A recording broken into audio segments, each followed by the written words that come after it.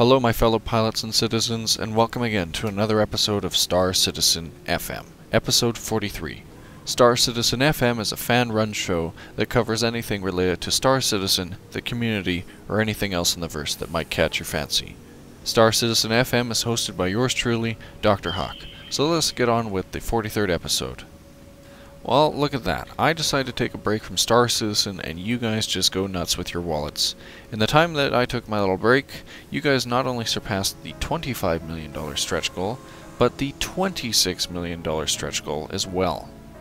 With the $25 million that you guys pledged, you unlocked two things. First was the Enhanced Alpha. At the $25 million, you will allow us to build a stronger infrastructure for the Star Citizen Alpha test. We will use additional funding to build a wider alpha test than we originally intended for the first phase of Star Citizen's launch.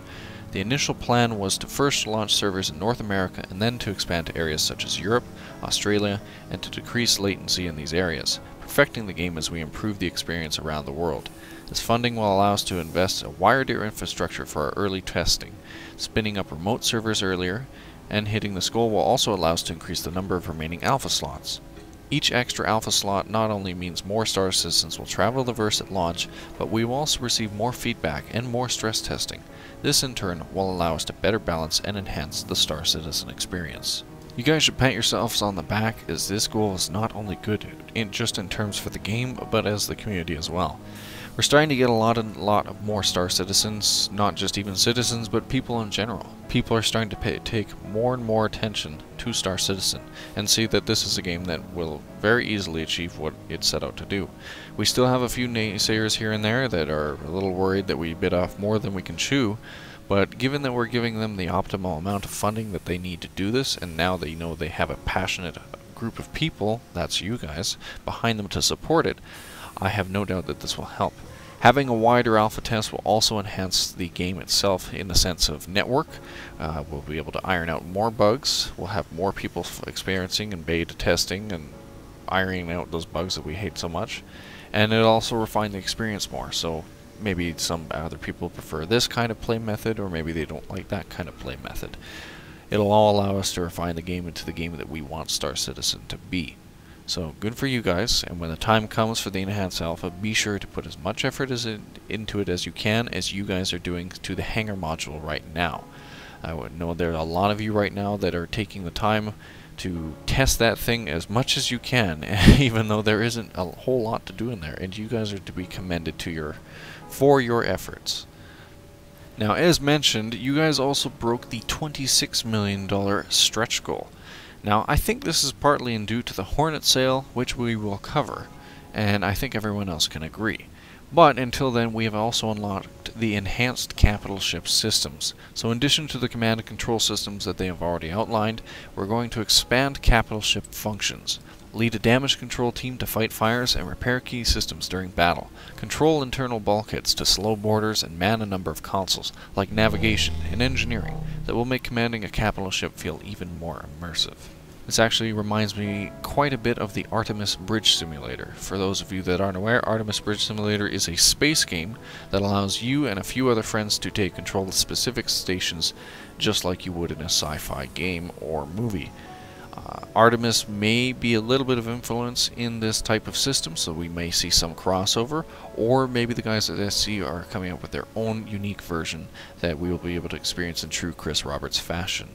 Some people might argue that this is straying a little bit from the original vision of Star Citizen being a space-only sim.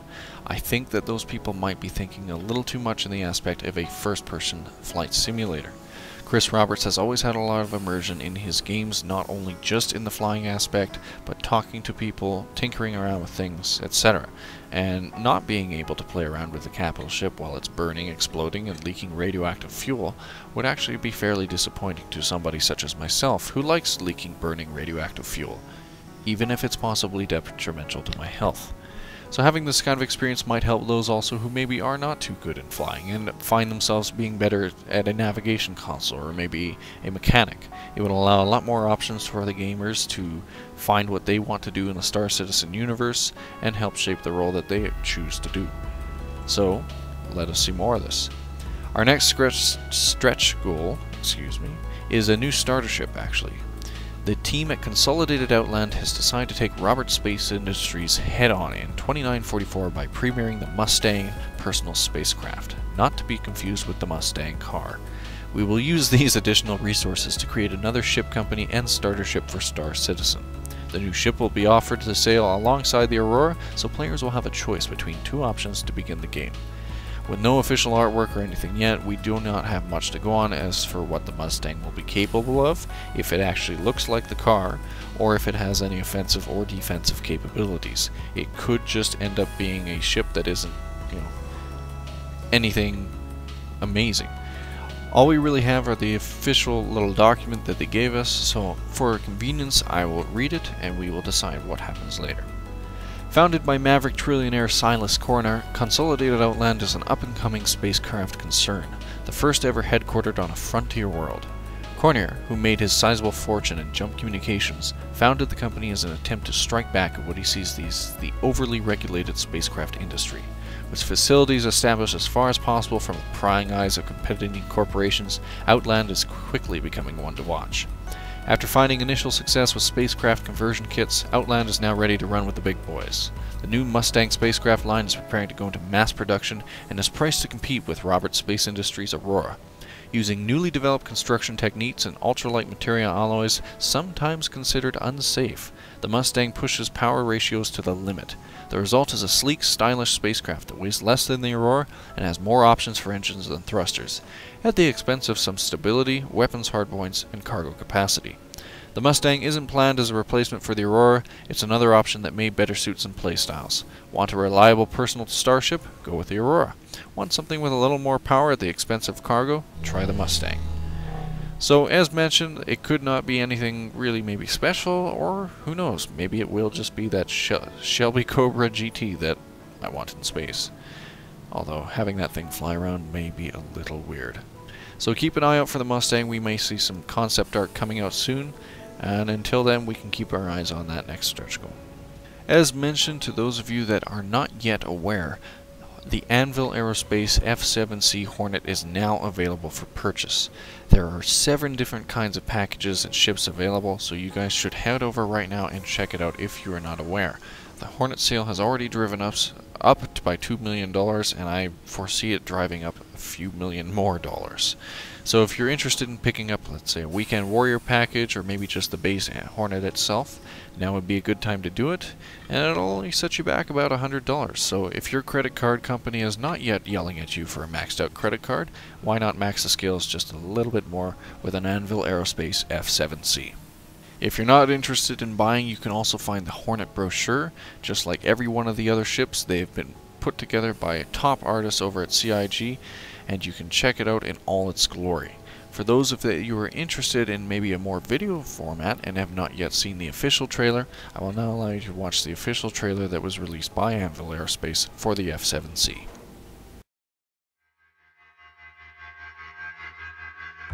Legendary fighter pilot Aria Riley once said, "Give me a fully loaded Hornet, and I'll shake the gates of heaven." Anvil Aerospace's Hornets have faced Vandal, Xi'an, pirates, and criminals.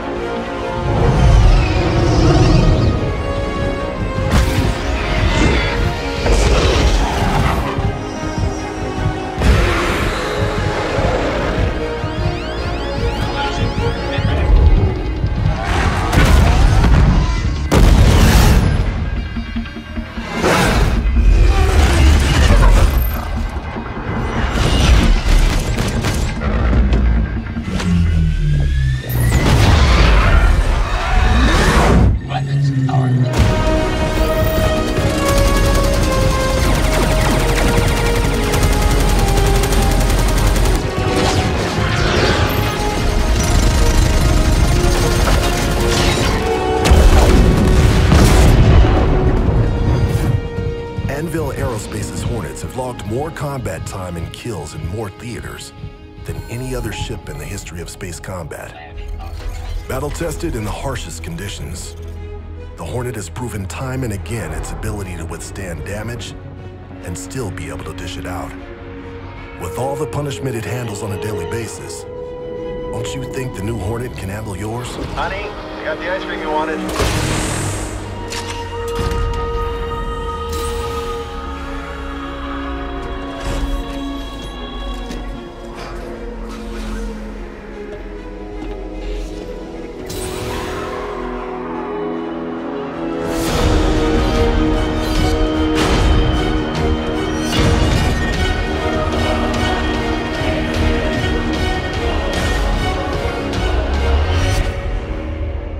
Anvil's new Hornet F7C. See your authorized ship dealer for options. A very beautiful trailer to be released by Anvil Aerospace and our fellows over at CIG. I actually think it is a much better improvement from the one that they premiered during the live stream. A few extra things were changed here and there, audio clips placed, and I think it provides for a much more dramatic experience. As for any of you that have missed out on any other information regarding to the Hornet, you can do so by finding it in the comm link, which there's a link to in the video below, or you can check on the comm link at robertspaceindustriescom. In other related ship news, for any of you that have been bickering and complaining and demanding for updated ship information, and rightly so, you guys now have an update. Updated on October 30th, 2013, the ship page stats now has updated stats to reflect the current, or at least thought to be current, information of any of the ships. So you can compare your P-51 Merlin to your F-7A Hornet to your Avenger. Anyone that you want to compare to, complete with every kind of role, manufacturer, variants, blah blah blah blah. Everything you could ever wish for. You can find that over in the comm link, or in the direct information right itself, over in the Star Citizen tab, down past About a Game to Ship Specs. And remember, as we get closer and closer to the game's release, these stats will get more and more reflective to how they work, and are also subjective to change during the alpha and beta test as things are balanced and set into proper order. One other ship-related announcement that actually takes place more in the real world. For any of you out there that are quite skilled with your modding, or otherwise any sort of 3D software or anything else, some of you might have noticed the announcement of the next great starship. This is a competition released by Cloud Imperium to find the next starship that they plan to use in Star Citizen. The idea is to have 16 different modeling teams compete against each other to see who can create the next starship that CIG will use. There's a grand prize of $30,000 as well as some other, and Lord forgive me for saying this, swag.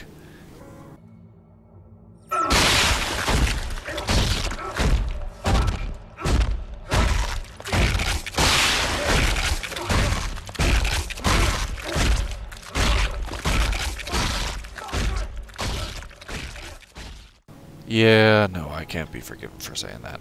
Anyways, other goodies to be collected alongside it, as well as some other prizes to both the second place, runners-up, etc. If you have a team in order and you and 2 other people are interested in modeling a starship, you can head on over to the link in the description right now on the screen, or onto the webpage itself at Robert Space Industries right now to sign up your team. Be sure to read through the regulations as well as the rules and make sure that you fit all of the requirements before doing so. The last thing I would like to see is somebody getting disqualified because they forgot a decimal point. Although I'm just bullshitting there, you wouldn't actually be disqualified for a decimal point. This actually brings up another point of topic that I wanted to cover.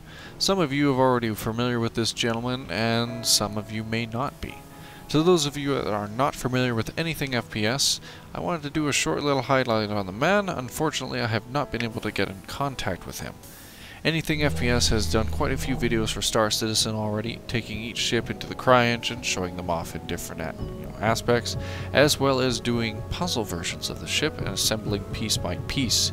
He has been highlighted by Wingman himself numerous times and apparently has even had them reach out to them. AnythingFPS, I actually want to take the moment just for Star Citizen FM to tell you this. Go work for them. Please. If you have real life commitments, I can easily understand that, but you have quite the opportunity here, and I wanted all the Star Citizens to join me and try to get this man hired on with CIG. It would be very amazing to see one of the first community members that have, been following Star Citizen get taken on to work on the project with, Chris, Eric, Ben, all of those guys. I think it would be a crowning achievement to show a community member working for the game they care about. So AnythingFPS, to I say to you, great work, keep it up, and Lord man, if you get the opportunity, jump on it, because there are a lot of MDS people, including myself, happy mind you, who are quite happy for you, and I honestly want to see this happen. So unfortunately, I'm going to have to leave you guys for today, and again I apologize for no episode of Star Citizen FM last week. I found I actually had to take a little bit of a break. I was just burned out. But I guess it happens, and I'm back with a passion, and I believe my next episodes will try to get a little better, as I will have access to all my gear again after the basement is done getting fixed. So until next time, you guys take care and fly safe. For those of you that are new to Star Citizen FM, if you're interested in seeing any future shows, you can do so by clicking subscribe on the top left hand corner, or clicking the little hawk on the video right now.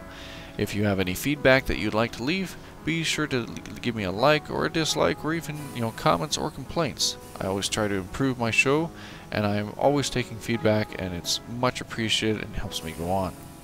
For anything else that you guys need, you can do so by leaving any other questions or comments, and until then, I'll see you guys on Star Citizen FM episode 44. You guys take care and fly safe.